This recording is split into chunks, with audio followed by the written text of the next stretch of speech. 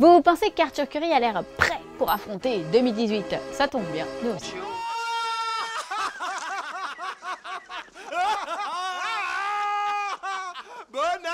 Je n'aurais pas dit mieux. Alors maintenant que 2018 est là, je vous propose de faire un petit point sur ce qui nous attend. Préquel, séquel, reboot, remake, spin-off, il y en aura pour tout le monde. Et pour terminer l'hiver, on se réchauffera avec le feu de Black Panther. Le super-héros Marvel débarque sur nos écrans le 14 février, l'occasion d'en apprendre un peu plus sur T'Challa qui, souvenez-vous, avait sorti ses griffes acérées dans Captain America 3.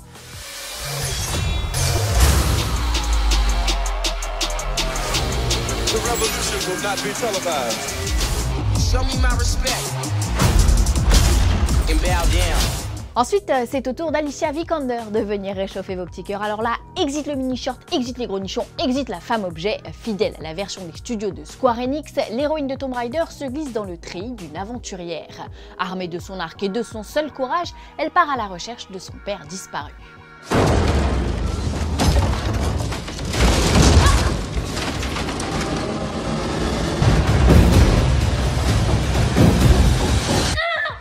Une quête qui débutera le 14 mars sur les écrans juste avant l'arrivée du printemps. Et qui dit nouvelle saison pourrait vouloir dire nouvelles idées. Mais non, non, pas du tout. Pour le renouveau, on repassera car entre avril et juin, on va manger de la suite.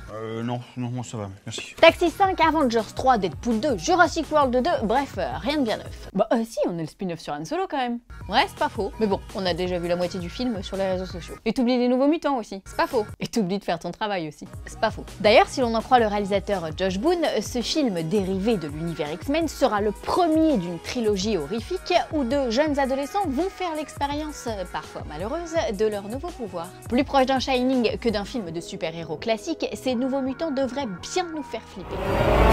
Heureusement, on pourra compter sur le girls band d'Ocean's 8 pour plus de légèreté.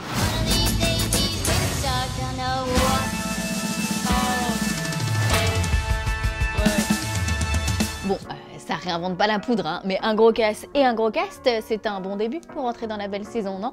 Dans le genre qui réinvente pas la poudre, tu pourrais aussi parler de Rampage. Ou pas. Ok. Allez, place à l'été qui s'annonce tout aussi chargé. Au menu, du Disney, de la Fox, du Marvel, bah du Disney et du Disney et du Disney en fait, hein.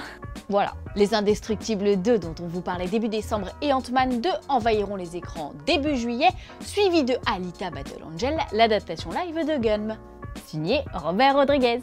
Et produit par, je vous le donne en mille, par James Cameron. T'as vraiment envie de me piquer mon taf en fait.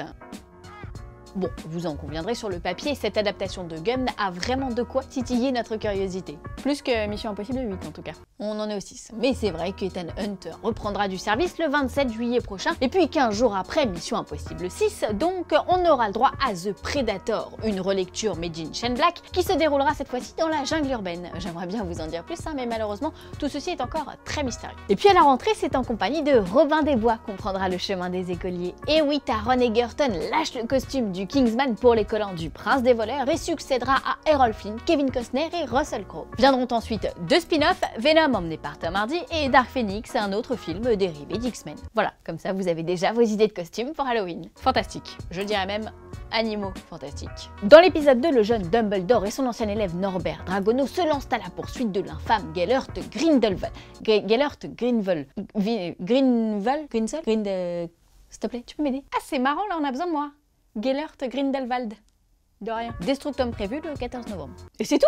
Ah non, il me reste un dernier film dans le calendrier. Ah, je me disais bien qu'on n'avait pas eu notre petit Star Wars de l'automne.